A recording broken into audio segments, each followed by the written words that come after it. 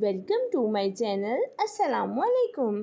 आइए जानते हैं नोइन नाम के मायने और इसकी तफसीर। हमारा आज का बेबीज़ गर्ल्स नेम है नोइन। नोइन के इंग्लिश में स्पेल्स हैं NOWEEN, नोइन। ये एक इस्लामिक नेम है और लड़कियों के लिए रखा जाता है ये नाम। ये फ़ारसी ज़ुबान का लफ्ज़ है और इस नेम के मायने हैं नई रोशनी। नोइन इस नेम की तफसील है नोइन फ़ातिमा, नोइन ज़ैनब। इस तरह से हम ये नाम रख सकते हैं। आप भी अपने नाम का मायने जानने के लिए कमेंट्स में अपना नाम लिखिए और मायने जानिए। एंड अपने नाम की स्पेशल वीडियो बनवाने के लिए भी आप मेरे कमेंट बॉक्स में अपना नाम कमेंट कर सकते हैं। And please like the video, subscribe my channel. Okay dears, फिर मिलेंगे न्यू नेम न्यू वीडियो के साथ। अपना ख्याल रखिएगा, दुआओं में याद रखिएगा। अल्लाह हाफिज़।